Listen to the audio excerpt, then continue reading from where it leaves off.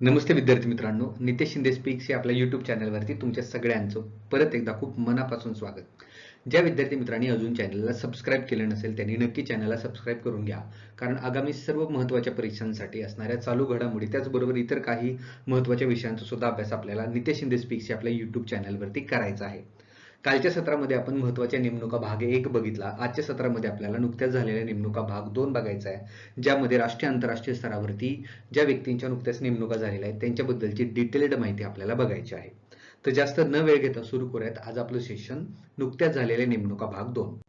विद्यार्थी मित्रांनो, भारत सरकारनं एम जगदीश कुमार यांची विद्यापीठ अनुदान आयोग जो आहे त्या विद्यापीठ अनुदान आयोगाच्या अध्यक्षपदी एम जगदीश कुमार यांची निवड केलेली आहे, ज्याला आपण UGC म्हणतो, university grant commission.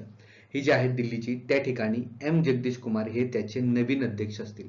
University grant commission तुम्हाला बऱ्याच ठिकाणी तुम्ही ऐकलं असेल की एखाद्या युनिव्हर्सिटीला ग्रांट देणं, अनुदान देणं, या सगळ्या क्रिया ज्या आहेत त्या विद्यापीठ अनुदान आयोग करत असतं आणि त्याच्या अध्यक्षपदी एम जगदीश कुमार यांची निवड झालेली आहे. आता एम जगदीश कुमार हे पूर्वी एका खूप महत्त्वाच्या पदावरती होते. ते पूर्वी जे जवाहरलाल नेहरू युनिव्हर्सिटी आहे दिल्लीची, ज्याला JNU म्हणतो आपण, त्या जवाहरलाल नेहरू युनिव्हर्सिटीचे ते कुलगुरू होते आणि आता त्यांची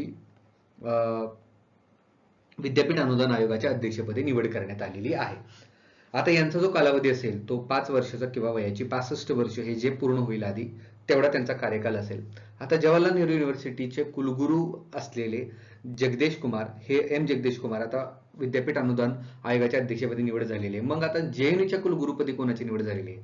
तर JNUच्या कुलगुरूपदी पहिल्यांदाच एका महिलेची निवड झालेली आहे. ते आहेत संत श्री दुलुपुडी पंडित. यांची जवाहरलाल नेहरू विद्यापीठ जे आहे म्हणजे JNU चे नवीन कुलगुरू म्हणून नियुक्ती केलेली आहे. म्हणजे ही सुद्धा अपॉइंटमेंट तुम्ही लक्षात ठेवणं गरजेचं आहे आणि ही सुद्धा पहिली आणि दुसरी सुद्धा. आता ही जी काही UGC आहे विद्यापीठ अनुदान आयोग, ज्याला आपण युनिव्हर्सिटी ग्रांट कमिशन असं म्हणतो, त्याची स्थापना 1956 ला झाली होती आणि त्याचं मुख्यालय जे आहे ते नवी दिल्ली येथे आहे आणि ज्याचे प्रमुख सध्या कोण झालेले आहेत? एम जगदीश कुमार आणि JNUचे म्हणजे जवाहरलाल नेहरू युनिव्हर्सिटीच्या संत श्री धुलीपुडी पंडित या महिला काय झालेले आहेत? कुलगुरू झालेले आहेत. तुम्ही लक्षात ठेवा. अजून एक जर अपॉइंटमेंट आपण बघितली तर ज्या दिल्ली या ठिकाणी असणारं जे क्रीडा विद्यापीठ आहे, तर दिल्लीच्या क्रीडा विद्यापीठाच्या कुलगुरूपदी सुद्धा नुकतीच एक महिलेची निवड झालेली आहे आणि दिल्लीचं जे क्रीडा विद्यापीठ आहे त्याच्या कुलगुरूपदी पहिल्या ऑलिम्पिक महिला विजेत्या करनाम मल्लेश्वरी यांची दिल्लीच्या क्रीडा विद्यापीठाच्या कुलगुरूपदी निवड झालेली आहे. त्या भारताच्या पहिल्या अशा महिला आहेत की ज्यांनी ऑलिम्पिकमध्ये काय मिळवलं होतं? पदक मिळवलं होतं. ऑलिम्पिकमध्ये त्यांनी कांस्य पदक मिळवलं होतं. पहिल्या भारतीय महिला आहेत. 2000चं सिडनी ऑलिम्पिक होतं. या 2000च्या सिडनी ऑलिम्पिकमध्ये त्यांनी कांस्य पदक पटकावलं होतं आणि अशा ह्या कर्णम मल्लेश्वरी ज्यांनी वेट लिफ्टिंगमध्ये भारतासाठी पहिल्या महिला ठरल्या पदक मिळवून देणाऱ्या, या दिल्ली क्रीडा विद्यापीठाच्या कुलगुरूपदी त्यांची निवड झालेली आहे. हे सुद्धा तुम्ही चालू घडामोडी लक्षात ठेवा. याच्यानंतर दुसरी महत्त्वाची चालू घडामोडी अशी की भारत सरकारनं डॉक्टर व्ही अनंथा नागेश्वरम यांची नवीन मुख्य आर्थिक सल्लागार म्हणून निवड केलेली आहे. आता हे आर्थिक सल्लागार आहेत. आता भारताच्या ज्या अर्थमंत्री आहेत निर्मला सीतारामन यांचं जे अर्थ मंत्रालय आहे, यांच्या अर्थ मंत्रालयाच्या ज्या ॲडवायझरी किंवा सल्लागार म्हणून काम करणारं, मुख्य आर्थिक सल्लागार म्हणून काम करण्यासाठी डॉक्टर व्ही अनंता नागेश्वरम यांची निवड केलेली आहे. KV सुब्रमण्यम यांच्या जागी त्यांची निवड करण्यात आलेली आहे. काय तर मुख्य आर्थिक सल्लागार. मग सध्या अर्थमंत्री कोण आहेत? आपल्या निर्मला सीतारामन. डॉक्टर व्ही अनंत नागेश्वरम हे नाव तुम्ही लक्षात ठेवा. आता दुसरं एक महत्त्वाची नेमणूक आपण या ठिकाणी बघूयात की जनरल पांडे यांची उपलष्कर प्रमुख म्हणून निवड करण्यात आलेली आहे. भारताची आर्मी आहे, आर्मी स्टाफ जो आहे त्याच्या उपलष्कर प्रमुखपदी निवड करण्यात आलेली आहे जनरल पांडे यांची आणि त्यांनी यापूर्वी लष्कराच्या मुख्यालयात महासंचालक म्हणूनही काम केलं होतं. जर आपण इंडियन आर्मीचं जर बघितलं तर इंडियन आर्मीची स्थापना 1 एप्रिल 1895 ला झाली होती. इंडियन आर्मीचं हेडक्वार्टर नवी दिल्ली येथे आहे. इंडियन आर्मीचे सध्या प्रमुख जे आहेत ते मनोज मुकुंद नरवणे आहेत आणि जो मोटो आहे आपल्या इंडियन आर्मीचा तो आहे सर्व्हिस बिफोर सेल्फ. हे लक्षात ठेवा.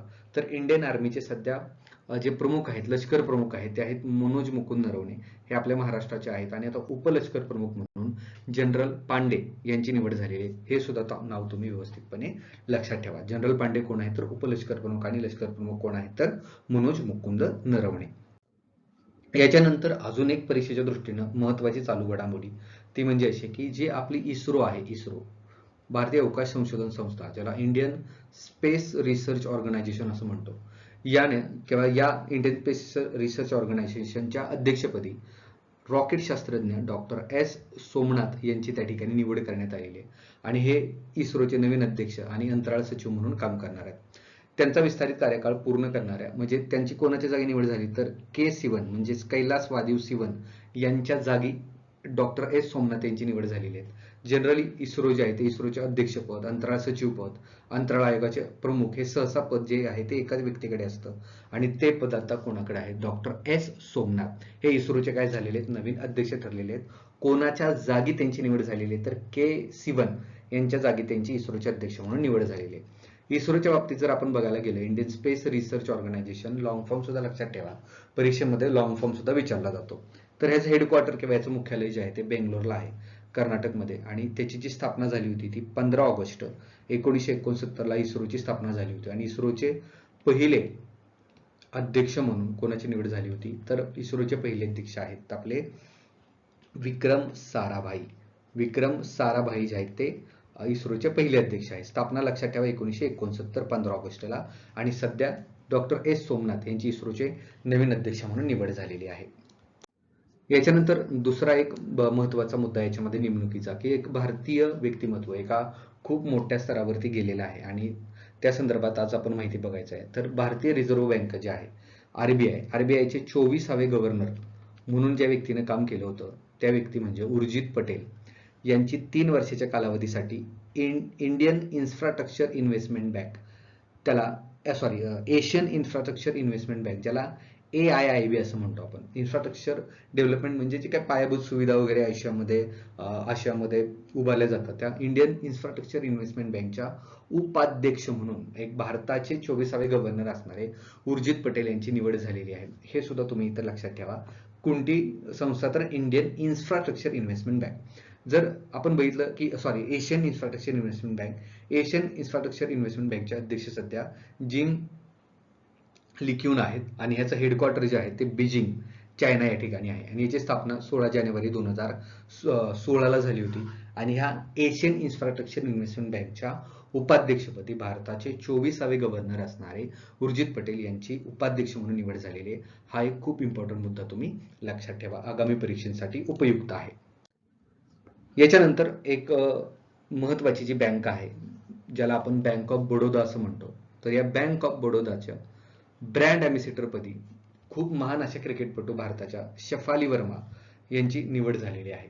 म्हणजे बँक ऑफ बडोदा जर आपण बघितलं तर या बँक ऑफ बडोदाच्या ब्रँड अॅम्बॅसेडर काय असतं की ती जी बँक असते त्या बँकेचं एक ब्रँड व्हॅल्यू असेल किंवा त्याचं एक जागरूकता फैलण्यासाठी किंवा त्याची ओळख लोकांना होण्यासाठी एक ब्रँड अॅम्बॅसेडर प्रत्येक कंपनी असेल, मोठी इंटरनॅशनल, नॅशनल किंवा कोणती ऑर्गनायझेशन ब्रँड अॅम्बॅसेडर करत असते. जसं आपण बघितलं की एमवे कंपनी जी आहे त्या एमवे कंपनीच्या ब्रँड अॅम्बॅसेडर पदी आपल्या आत्ताच पदक जिंकणाऱ्या मीराबाई चानू यांची निवड झालेली आहे.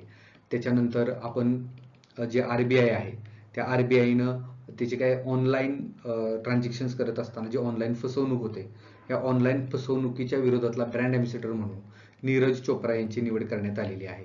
त्याचबरोबर जे केरळ हे राज्य आहे तर या केरळ राज्याच्या टुरिझम किंवा केरळचा असं म्हणू की टुरिझम जे आहे त्या केरळ टुरिझमच्या प्रमुखच्या ब्रँड अॅम्बॅसेडर, प्रमुख किंवा त्याला आपण ब्रँड अॅम्बॅसेडर म्हणू, तर या पदावरती केरळ टुरिझमचं ब्रँड अॅम्बॅसेडर पदी श्रीजेश जे आहेत हॉकीपटू भारताचे त्यांची निवड करण्यात आलेली आहे. तर ह्या रिसंट महत्त्वाचे खेळाडू त्यांची वेगवेगळ्या गोष्टीवरती केलेली ब्रँड अॅम्बॅसेडर म्हणून निवड आणि आत्ताच्या बँक ऑफ बडोदाच्या ब्रँड अॅम्बॅसेडर पदी शेफाली वर्मा यांची निवड करण्यात आलेली आहे. अजून एक महत्त्वाचं म्हणजे BSNL ही जी कंपनी आहे त्या BSNL कंपनीनं आपल्या मेरी कोम यांची ब्रँड अॅम्बॅसेडर म्हणून निवड करण्यात आलेली आहे.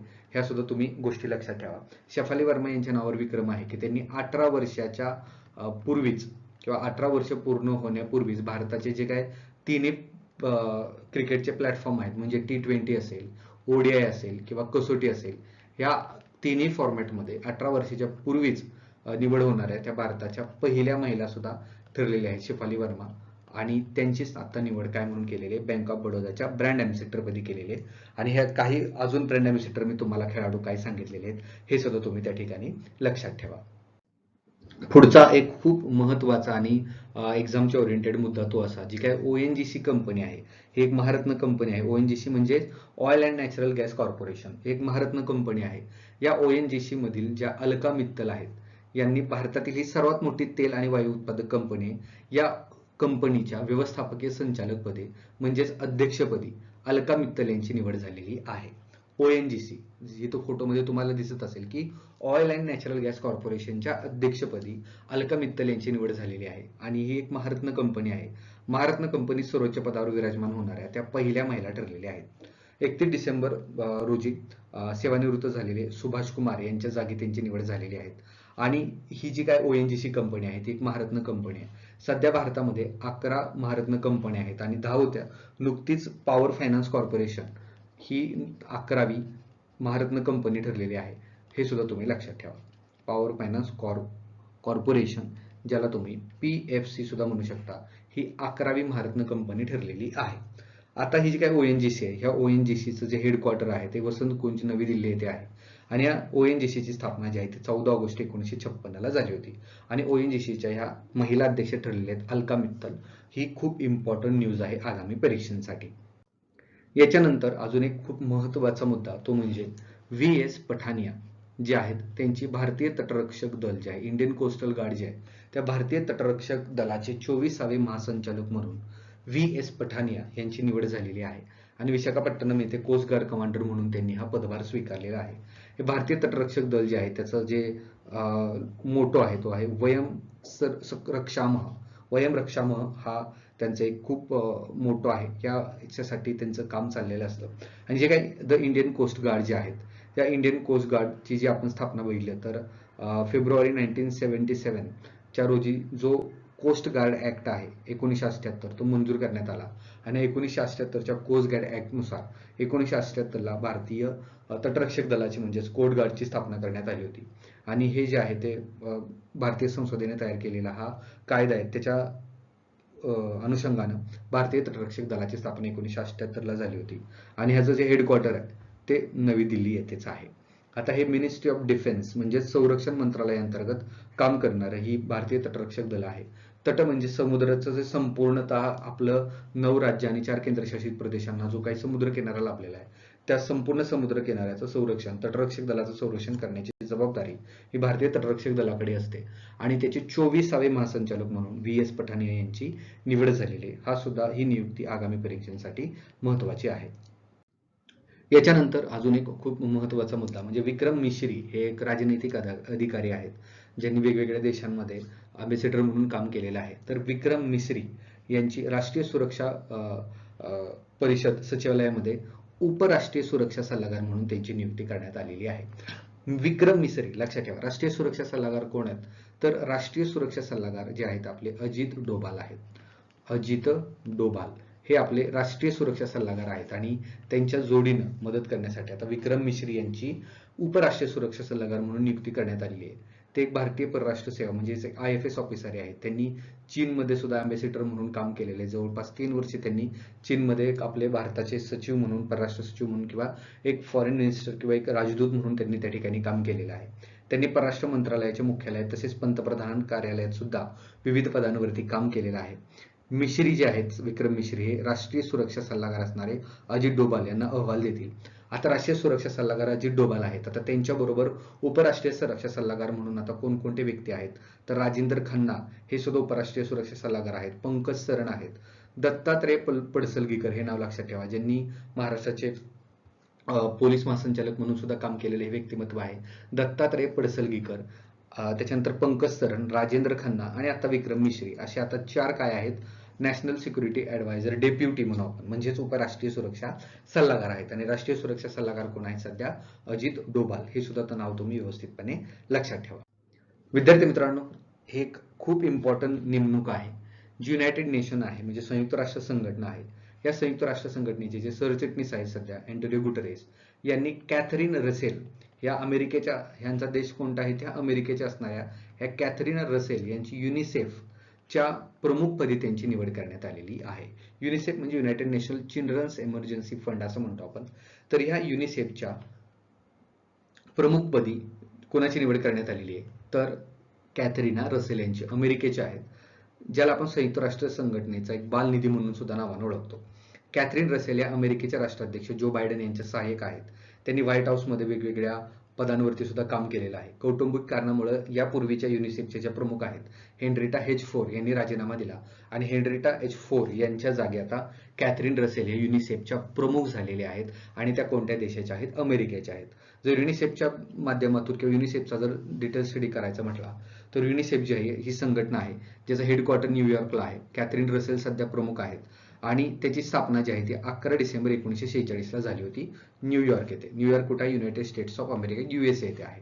म्हणजे बऱ्याचदा तुम्ही जर बघितलं तर युनायटेड नेशनची स्थापना 1945 ला झाली वगैरे, त्या बऱ्याचशा यांची स्थापना आपण 1945 ला बघतो. युनिसेफची पण कदाचित तुम्हाला वाटत असेल, मात्र इथं नीट लक्षात ठेवा युनिसेफची स्थापना 1946 ला झालेली आहे. हेडक्वार्टर कुठं आहे? न्यूयॉर्क, अमेरिकेमध्येच आहे. आता याच्या अध्यक्षपदी अमेरिकेच्या कोणत्या देशाच्या आहेत? तर अमेरिकेच्या कॅथरीना रसेल यांची या ठिकाणी प्रमुख म्हणून निवड करण्यात आलेली आहे. तर ह्या काही महत्त्वाच्या नेमणुका भाग 2 हा घटक आपण पाहिला. आय होप तुम्ही छानपैकी याच्या नोट सुद्धा तुमच्या वहीमध्ये काढत असाल, कारण नोट सुद्धा काढणं गरजेचं आहे. त्याचबरोबर स्क्रीनशॉट तो सुद्धा तुम्ही तुमच्या जवळ ठेवा आणि वारंवार रिव्हिजन करत राहा. विद्यार्थी मित्रांनो, कालच्या सत्रामध्ये आपण काहीतरी तुम्हाला प्रश्न दिले होते. त्या प्रश्नाचे आपण आता उत्तर बघूया. केंद्रीय पर्यावरण मंत्री सध्या कोण आहे? तर भूपेंद्र यादव जे आहेत ते सध्या केंद्रीय पर्यावरण मंत्रालय त्यांच्याकडे आहे. जागतिक पाणथळ प्रदेश दिन हा 2 फेब्रुवारी आहे. जागतिक बँकेचे सध्या प्रमुख कोण आहेत? वर्ल्ड बँकेचे सध्या प्रमुख आहेत तर डेव्हिड मालपास. डेव्हिड मालपास हे अमेरिकेचे असणारे डेव्हिड मालपास हे सध्या काय आहेत? तर जागतिक बँकेचे प्रमुख आहेत. महाराष्ट्र राज्याचे मुख्य सचिव सध्या कोण आहेत? तर मनु कुमार श्रीवास्तव. मनु कुमार श्रीवास्तव हे सध्या कोण आहेत? महाराष्ट्राचे मुख्य सचिव आहेत. पंजाबचे नवनियुक्त मुख्यमंत्री कोण आहेत? तर पंजाबचे नवीन झालेले आता मुख्यमंत्री कोण आहेत? तर भगवंत मान हे पंजाबचे काय ठरलेले आहेत? सध्या नवनियुक्त मुख्यमंत्री ठरलेले आहेत. तुम्ही सगळ्यांनी खूप छान पद्धतीने या प्रश्नांची उत्तरं दिली.